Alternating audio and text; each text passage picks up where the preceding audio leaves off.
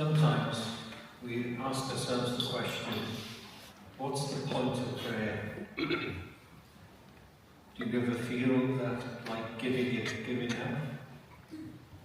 Is anyone listening to your prayers?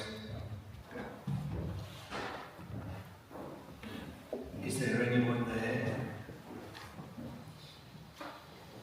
Only people who pray ask such questions.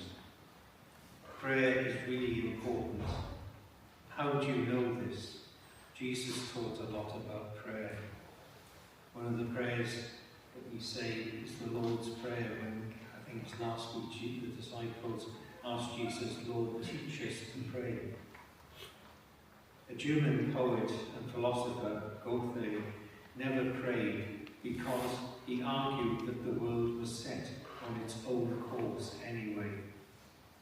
Of course, God knows what we are going to ask in advance, but the Catechism of the Catholic Church teaches that God is the Lord of the universe, whose order he established and which remains wholly subject to him and at his disposal. He is master of history, governing arts and events in keeping with his will. God did not create the world and then leave it to its own devices. He has assured us through the Scriptures that God intervenes and prayer changes things. For God's sake, prayer can move mountains. We must keep praying, as Paul says, at all times, when things are good and when things are bad. Of course, prayer can be frustrating. Sometimes our prayers never seem to be answered, but God may be leading us to the virtue of perseverance. A Greek word in the Scriptures says, hope, which translated means stickability.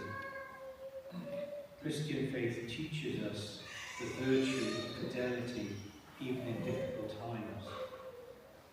We also have help from others in our prayer. Our reading from the Exodus tells the beautiful story of Moses being helped to pray by Aaron and Hannah holding his arms. And it's interesting because in some ways, about helping us to prayer, we started before this Mass by saying the Rosary being a Bible in your pocket, where we meditated on the joyful mysteries in preparation for the prayer of the Mass that we are now celebrating at this time. The Church has a particular role in encouraging our prayers, giving us the right prayers to say, and giving us pastors and Christian friends who can help us and guide us as we grow in stickability. Interesting, another thing about persistence in prayer is the fact that sometimes what we're praying for is what God wants of us. And I think I've said this to you time and again. If you're praying to win the lottery, even though you may be pretty short on money, probably God won't answer that prayer because it's not what He wants you to pray. If on the other hand, you want to pray to be a happy family, and if you want to pray to be able to keep ends meeting and stuff like that, God probably will answer your prayer. Big difference. It's just a question of need, isn't it, more than anything else. I think the other thing is that in some ways, one of the things that we're so blessed because to sing, as I think it was St. Dominic said, to sing is to pray twice as much. And the bottom line is we have our musicians here, and we have and they play music to help us to raise our hearts and minds to God to sing. Also, they're part of an organisation called Couples for Christ, which is founded on prayer, founded on the fact that in a way they come together to share the Bible, they come together to praise with one another, they come together to support one another, particularly in times of difficulty or bereavement. And I think this is what the Gospel reading is really saying to us.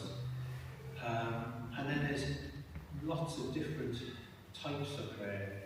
Contemplative prayer, where people just sit there and think and listen. Centering prayer, where in some ways we're looking for something that we can hone in on.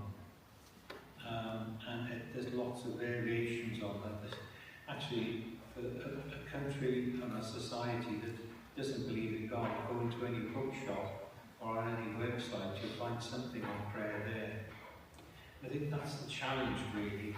And I think the other thing is, this widow that went to the judge, she didn't give up.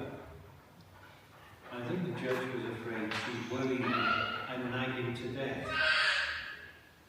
But the point was that she didn't give up. And I think in prayer, we just have to keep praying. Whether God answers our prayers or not, only you will know.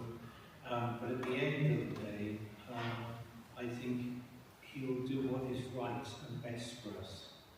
I think that's where we have to trust Him and what is good. And like a child who perhaps asks for a parent for sweets at the checkout in the supermarket, and the parent will just stonewall the child and say, no, you're not having that. But it's why? Because they're not good for them, not in the quantities. They dish them up there. So I think in a way, that's the challenge of prayer, keeping us together and helping us pray for our faith to grow. I know you've all driven here in vehicles, some of you may have walked, but how many of you would even consider not filling your car up with fuel or charging it?